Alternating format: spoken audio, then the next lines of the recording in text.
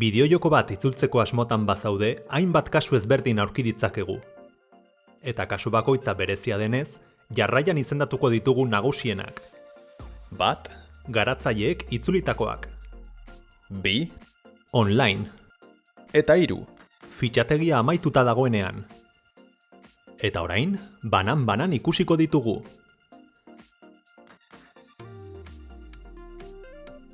Garatzaileek itzulita dagoela esaten dugunean, jokoa hasieratik itzulita dagoela esan nahi du.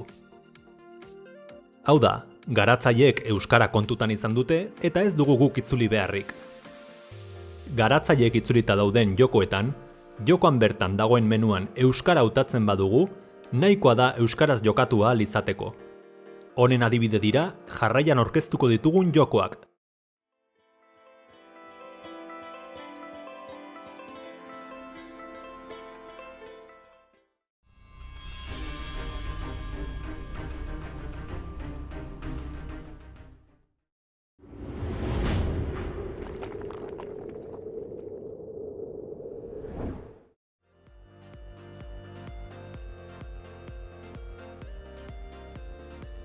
Online deitzen diegun kasuetan, itzulpenak auzolanean egiten dira, online dagoen itzulpen tresna bat erabiliz.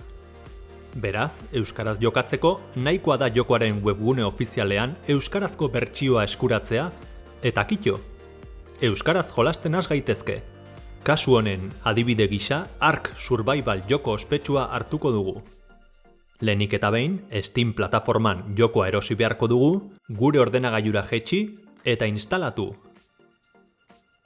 Ondoren, Steameko liburutegian jokoaren gainean eskuin klik egin eta Properties atalean sartu behar gara.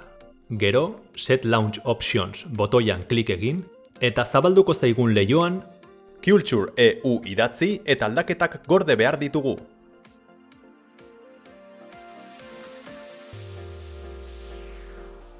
Fitxategia amaitua egoteak, itzulpen fitxategiak jokotik atera direla eta jokoa euskaratu dela esan nahi du. Kasu hauetan, bideojoko bakoitza euskaraz jokatzeko jarraibide ezberdinak erabili behar dira. Honen adibide, Paperak mesedez edo Papers, Please bideojokoa dugu. Kasu honetan, bideojokoa euskaraz jokatzeko lehenik eta behin eu.zip fitxategia GameErauntziko webgunetik jaitsi behar dugu. Eta ondoren, fitxategia direktorio honetan gorde behar dugu. Direktorio hau sistemaren arabera ezberdina izan daiteke. Adibidez, jokoa Ubuntun edo Steam bidez instalatu badugu, hemen aurkituko litzateke.